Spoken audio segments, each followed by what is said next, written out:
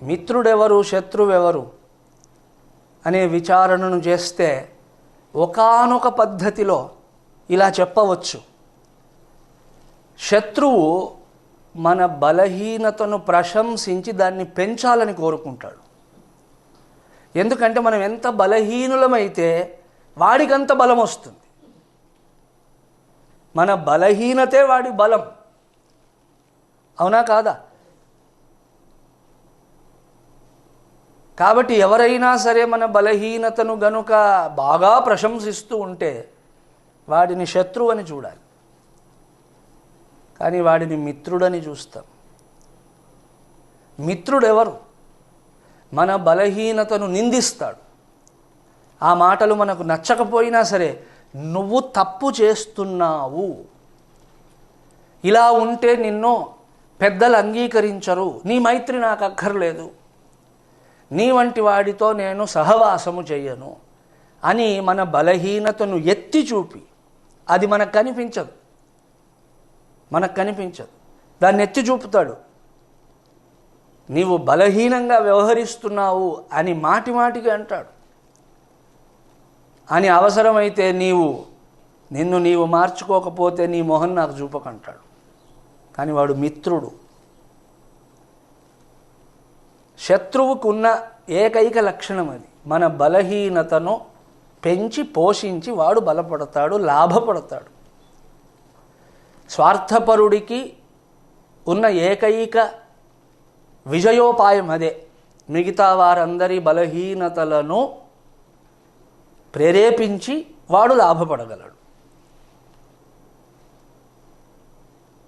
ఈ ఫలాని వాడెవడో రాజుగారి దగ్గరికి వెళ్ళాడు. महाराज ये पगड़ी देखिए, कैसी पगड़ी है, 1,00,000 रुपए की पगड़ी है। मैं इधर उधर घूम के ये पगड़ी को लाया हूँ। कोई आप जैसा राजा ही खरीद सकेगा। अगर इस पगड़ी को धारण करना है, आपके जैसा आदमी ही धारण करा। आलतू फालतू नत्तू गहरे सब लोग ये धारण नहीं कर सकेंगे। ఈ కిరీటాన్ని చూసారా, ఈ టోపీని చూసారా, ఇది మీ వంటి వారులు పెట్టుకుంటేనే అందం, మీ కొరకే చేయబడినట్లుగా ఉన్నది. ఎన్నో దేశాలు తిరగగా నాకు ఇది లభించినది. వెంటనే తమరు గుర్తొచ్చారు.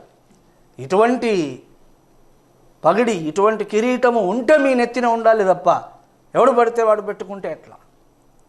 కానీ చాలా విలువైంది మహారాజా, 1,00,000 రూపాయలు. కాబట్టి ఇది నేను మీకు ఇవ్వదలిచాను, కొనుక్కోండి. మంత్రి వెంటనే చెప్పాడు రాజుతో, అయ్యా అది 1,000 రూపాయలు ఉండదు, వాడు ఏదేదో చెప్తున్నాడు, కాబట్టి మీరు కొంచెం జాగ్రత్తగా ఆలోచించండి.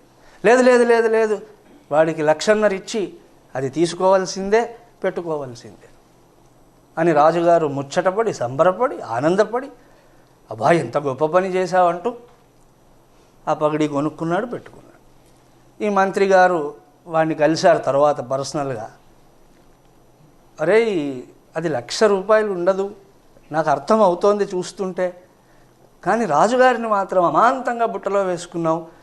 ఈ పగిడి కనుక నా దగ్గరికి 1,00,000 నువ్వు తెచ్చుంటే విసిరి అవతల పడేసి ఉండేవాడిని తెలుసా. అప్పుడు ఆ వచ్చినవాడు అన్నాడు, आप पगड़ी की कमजोरी जानते हैं, मैं राजा की कमजोरी जानता हूं।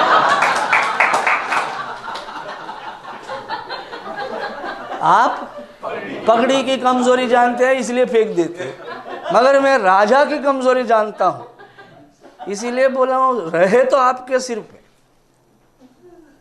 రాజుగారికి కూడా తెలుసు అది ఈ 1000కి మించి ఉండదని. కానీ ఏం చేద్దాం, ఆ బలహీనతను క్యాష్ చేసుకున్నాడు వాడు. అట్లా మన చుట్టూ టోపీలు అమ్మేవారు చాలామంది ఉన్నారు. ఆ టోపీ 1,00,000 రూపాయలు కాదని మనకు తెలుసు, కానీ కొనేస్తాం. ఎందుకు? కమ్జోరీ హై, బలహీనత ఉన్నది. అట్లా అబ్బా నీకు ఎంత తెలివి ఉంది అన్నప్పుడల్లా వాడు టోపీ తెచ్చాడని గుర్తు.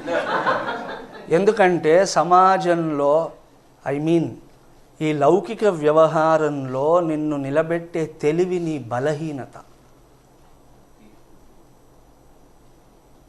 The intellect and intelligence, the acumen, the faculties of thinking etc. which are finally binding you to samsara, how can you call them intellect? How can you call them intelligence? How can you call them thinking? భగవానుడి నుంచి నిన్ను ఈడ్చి అవతల పడేస్తుంటే, సంసార సాగరంలో తొక్కి పడేస్తుంటే, నీ నడినెత్తిన కాలు పెట్టి అణిచిపడేస్తూ ఉంటే దానిని తెలివి అని నువ్వు అనుకోవడం ఎంత బలహీనత. నీకు ఇంత తెలివి ఉందంటే వాడి మాటలు వింటూ కూర్చొని ఆ టోపీని ఎత్తిన పెట్టుకోవడం ఎంత బలహీనత. Every form of victory in the world is a బలహీనత. అంటే అవి రాకూడదంటారా?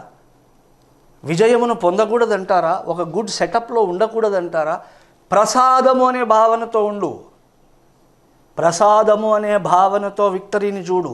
ప్రసాదము అనే భావనతో ఉద్యోగాన్ని చూడు. ప్రసాదం అనే భావనతో విద్యార్థులను చూడు. ప్రసాదం అనే భావనతో సమస్త వైభవమును చూడు. కానీ నా తెలివి, నేను సాధించాను, నా యొక్క గొప్పతనము, నా బౌద్ధిక పరిశ్రమ అని గనుక చూసావా, నీ బలహీనతను నీవు గట్టిగా పట్టుకున్నావు. అండ్ నీ చుట్టూ ఉన్నవారు దాన్ని మెచ్చుకుంటారు, ఖచ్చితంగా మెచ్చుకుంటారు. అబ్బా ఎంత తెలివిరా నీకు, ఎంత సంపాదించావు, ఎన్ని ఇండ్లు కట్టావు, ఇక్కడ ఒక ఇల్లు, ఆంధ్రాలో ఒక ఇల్లు, కొడైకానల్లో ఒక ఇల్లు, ఊటీలో ఒక ఎస్టేటు. మొత్తం బలహీనత ఇది. ఎందుకంటే నిన్ను సంసారానికి కుక్కలాగా కట్టేసింది.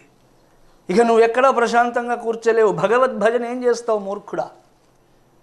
ఇన్ని వ్యాపకములలో మునిగాక నువ్వు ఒకవేళ భగవంతుని తలిచినా ఆ ఇండ్ల కోసం తలుస్తావే తప్ప భగవంతుడి కోసం, భగవత్ ప్రాప్తి కోసం ఎందుకు తలుస్తావు? అలాగే మనశ్శాంతికి, ప్రశాంతతకు చిరునామా ఏదంటే భగవద్భావమని కానీ, లేదా నేనుగా ఉండుట అని భావించవు. నా ఇల్లు బాగుంటే మనశ్శాంతి, నా ఆస్తులు బాగుంటే మనశ్శాంతి, నాకు మరో 2 కార్లు ఉంటే మనశ్శాంతి అని నీ హోప్ అండ్ కాన్ఫిడెన్స్ అండ్ విశ్వాసం వీటిని వేరే దానికి కట్టేశావు. ఎంతమంది ఇండ్లు బాగాలేవు అయినా మనశ్శాంతిగా ఉన్నారా? అలా ప్రశ్నిస్తే అవన్నీ వదిలేనట్ట. ఎంతమందికి ఆస్తులు లేవు, ఎంతమంది వద్ద ధనము పోగై పడిలేదు, మరి వారందరికీ మనశ్శాంతి ఉండి అబ్బా మేము స్వర్గంలో ఉన్నాము అన్నట్లుగా ఉండాలి. ఏమీ లేరు, ఎవ్వరు అట్లా లేరు. కానీ ఇప్పుడు ఏమైంది? నీ బలహీనత మరొక రూపంలో వ్యక్తమైంది. You have decided a wrong address to your hope,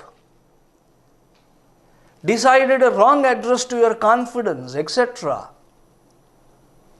ఇదంతా విహిత అకరణము, అవిహిత కరణమే.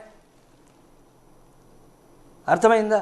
కాబట్టి ప్రాపంచిక జయము అని నీ చేత భావింపబడి అది నీ సామర్థ్యము వలన సంభవము అనిపించినదా?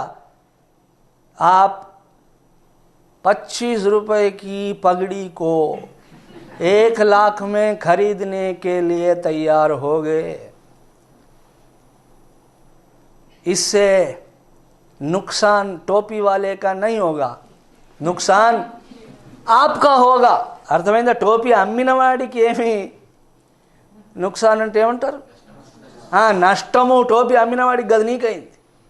నువ్వు వాడి మాటలు విన్నావా? అయింది. అలా నీ బంధువులు, నీ మిత్రులు అనుకునే ఈ సంసార లంపటము యందు బురదగుంటల్లో పందుల వలె దొర్లేవారు నీకు చెప్తుంటారు, అబ్బా ఎంత బాగా చేసావా, అంత వాళ్ళ మాటలు వినకు. వారు నీ ఓటమిని ప్రేరేపిస్తున్నారు. నీ హృదయంలో ఎక్కడో చిరుదివ్వవలే ఉన్న భక్తిని ప్రపంచానికి ముడివేస్తున్నారు. Be careful.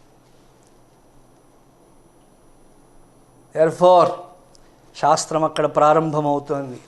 నాయనా, విహిత అవిహితముల విషయముగా ఉన్నట్టుండి పెద్ద పెద్ద మాటలు తేకు.